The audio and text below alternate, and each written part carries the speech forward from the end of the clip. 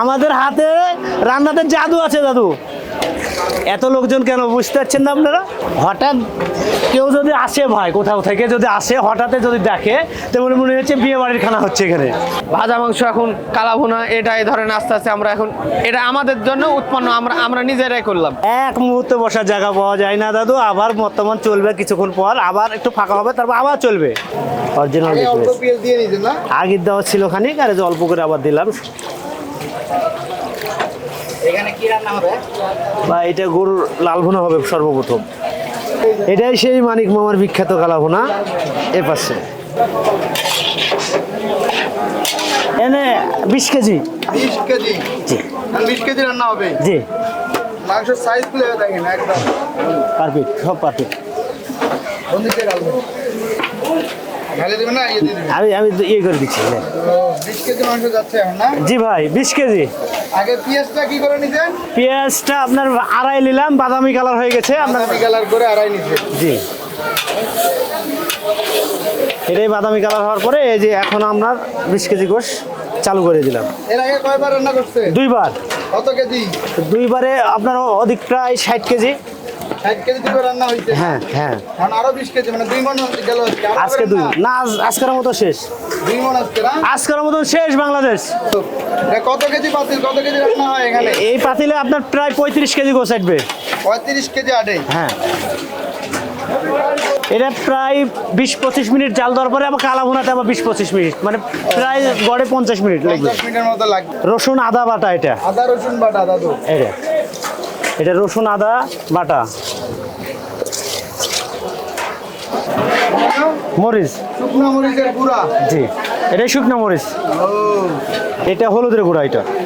এটাও পরিমাণ মতো? এটাও পরিমাণ মতো। তেল, সয়াবিন তেল? এদিকে এটা সোয়াবিন তেল।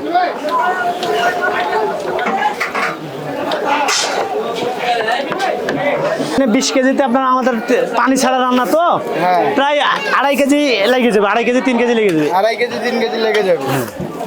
পানি ছাড়া রান্না করলে টেস্টফুল হয় বেশি। এমন করে কতক্ষণ লাগতে থাকবে? আরো 25 মিনিট? এটা প্রায় 20-25 মিনিট তো লাগবেই আপনার লাল ভুনা করতে। এরপরে আবার আপনার এরপর হবে হচ্ছে কালা ভুনার মশলা, যেটা গোপনীয় মশলা, যেটা বলা যায় না। গোপনীয় পরে দিবেন গোপনীয় মশলা? এটা বলক যখন উঠতে লাগবে আপনার, এই যে এটা হিটের ভিতরে যখন বলক উঠবে, হালকা বলক উঠতে লাগবে, তারপরে কাছে ওই মশলাটা দেবো। কাস্টমার যখন খায় তখন আমাকে আনন্দ লাগে ভাই। উস্তাদ, সেই উস্তাদ। এবার লাল ভুনার আপনার গোশ সিদ্ধ হয়ে গেছে দাদু, এবার উপযোগী, এবার পুরা।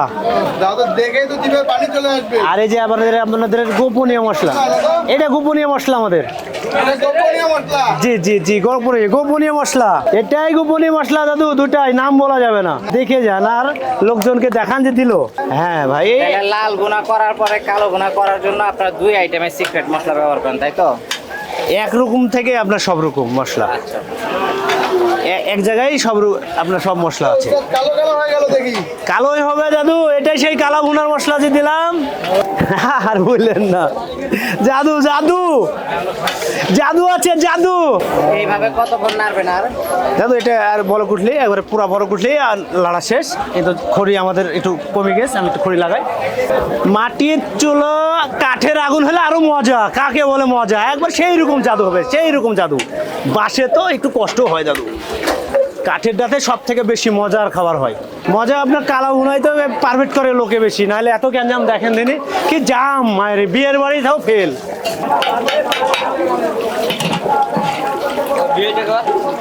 বিয়েটা সম্রাটের। ওয়ালাইকুম সালাম ভাই, আমার নাম মানিক। আমার এখানে গরু, খাসি, দেশি মুরগি। কোনটা কত করে বিক্রি করেন? আপনার গরু 170 টাকা, লাল ভুনা, কালা ভুনা, ভাজা মাংস একই দাম? একই দাম। কয় পিস দিতেছেন? আপনার প্রথম দিন 4 পিস, পরে 1 পিস গেটিস। খাসিটা কত করে বিক্রি খাসি করেন? আর খাসিটা আপনার হলো 200 টাকা ভাই। তাদের সাথে কত? এই যে গরু, এটা দেখেন পারতেছেন কত টাকার প্লেট? ভাই, গরুটা প্রথম 4 পিস দিই, এই 4 পিস 4 পিস, পরে 1 পিস গ্যাটিস। হাড্ডি চর্বি থাকে? ভাই 1 পিস হাড্ডি থাকবে, নাহলে 1 পিস চর্বি থাকবে, চর্বি থাকে, বাকি 4 পিস সলিড পাবেন। বাকি 4 পিস করে। এই প্লেটটার দাম কত? 170 টাকা। 170 টাকা। আপনাদের এই দোকানটা কত বছর যাবত করতেছেন আপনারা? ভাই এটা তো আমার বাবার ব্যবসা। আমার বাবা তো আপনার ধরেন 90 সাল থেকেই করে, আমার জন্মের আগে থেকেই করে। জন্মের আগে থেকে? হ্যাঁ। তাহলে মোটামুটি পুরনো ব্যবসায়ীদের মধ্যে আপনারা একজন। হ্যাঁ ভাই, এই গোটা নহটাতে পুরানো ব্যবসায়ীর মধ্যে আমরাও একজন। আপনারা একজন। প্রতিদিন কত কেজি গরুর মাংস বিক্রি করেন? নিমলে ভাই, নামলে আপনার প্রতিদিন 100 কেজি 120 কেজি যাই।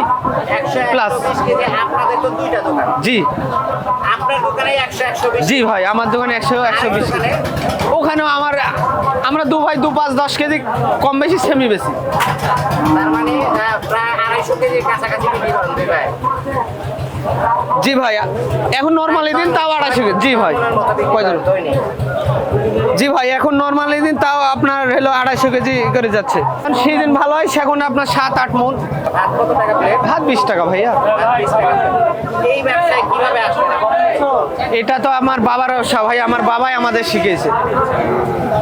আঙ্কেলে যখন ব্যবসাটা শুরু করে, আপনার যখন মন আছে তখন কত করে গরুর মাংস বিক্রি হতো? এখন আমার মনে আছে আপনার হলো 2 টাকা প্লেট ভাত আর হলো আপনার হলো 10 টাকা পিস গোশ আমি যখন আসি। 10 টাকা পিস।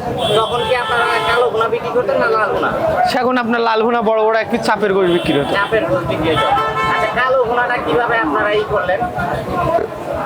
ভাই এখন তো আপনার হলো যুগ আস্তে আস্তে চেঞ্জ হয়ে গেছে, ওর জন্য এখন আমরাও একটা, যখন আমরা বিজনেসে ঢুকে গেলাম বাপে বাদ দিয়ে, এখন আমরা দেখি একটা কি করে ব্যবসাটা বাড়ানো যায়।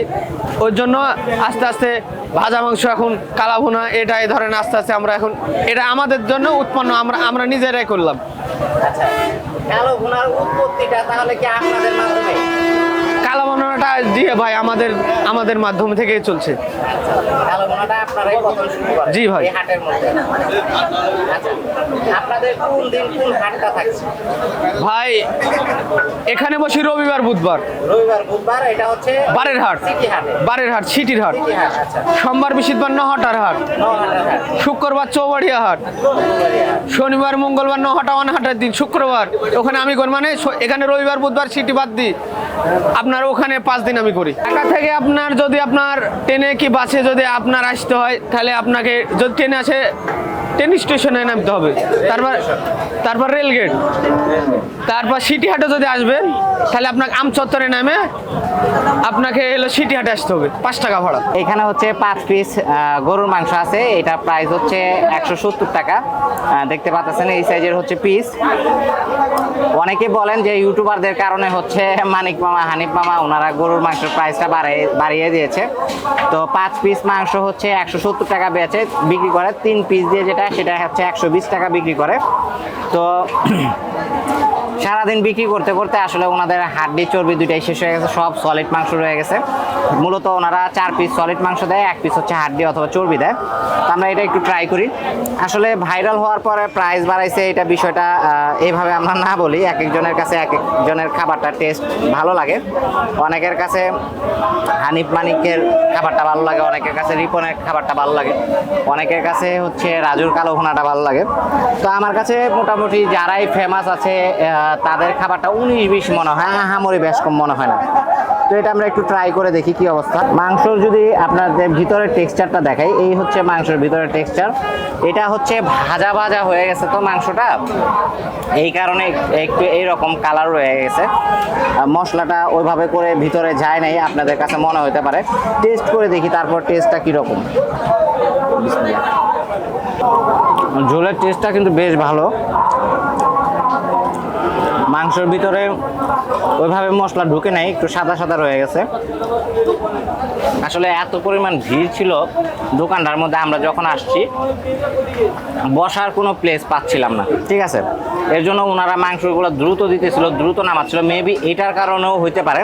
এর আগের বার যখন আমি আইসা খাই গেছি, সকাল দিকে খাইছি, এইরকম পাইনি। এর চেয়ে আর একটু বেটার পেয়েছি এবং টেস্টটাও কিন্তু আর একটু বেটার মনে হয়েছে। আজকে হচ্ছে একদম শেষ পর্যায়ে, মাংস একদম শেষে, এর জন্য মেবি একটু এরকম হয়েছে। সাথে একটু লেবুর রস।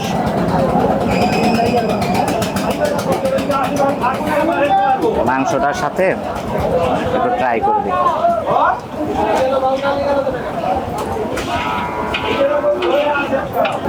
টেস্টটা ভালো, মোটামুটি খারাপ না। তারপরে ওনার দোকান নিয়ে এত মানুষ অভিযোগ কেন করে যে টেস্ট খারাপ করে ফেলছে বা প্রাইস বেশি রাখে, এটা আসলে আমি বুঝি না। দেখেন হাতের 5টা আঙ্গুল যেরকম সমান হয় না, সেরকম এক একজনের মুখের টেস্ট এক এক রকম লাগবে, সেটাই স্বাভাবিক। আমি তো আগেও বললাম, আমার কাছে এই হাটের মধ্যে যেগুলো ভাইরাল দোকানদার আছে তাদের মাংসের টেস্টটা 19-20 মনে হয় আমার কাছে। আমরা আরেকটা পিস আপনাদেরকে দেখাই, এই দেখেন ভিতরের পিসটা যদি দেখাই, এরকম রয়ে গেছে।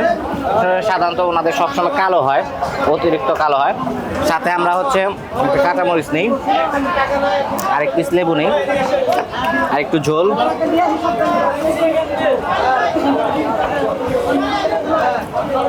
সুন্দর করে মাখিয়ে সাথে একটু লেবুর রস দিয়ে এরপর মাংসটা নেই। লেবুর রস আর কাঁচামরিচ দেওয়ার পর এটা টেস্ট কিন্তু কয়েক গুণ বেড়ে গেছে। তো ঝাল ঝাল লাগতেছিল, একটু লেবুর কারণে টক লাগতেছিল, আর মাংসের টেস্ট তো আছে। তো যাই হোক, আমরা খেতে থাকি। এই ছিল মূলত আজকের মতো ভিডিওটি কেমন লাগলো সবাই কমেন্ট করে জানাবেন। ভিডিওটি শেষ করার আগে এটা লোকেশন বলে দিচ্ছি, এটা হচ্ছে রাজশাহী সিটি হাটের মধ্যে আমরা বর্তমানে আছি মানিক মামার কালো ভুনার দোকানে। এখানে আসলে আপনারা ট্রাই করতে পারবেন। ভালো থাকবেন সবাই, সুস্থ থাকবেন। আজকের ভিডিও এখানে শেষ করতেছি। আল্লাহ হাফেজ।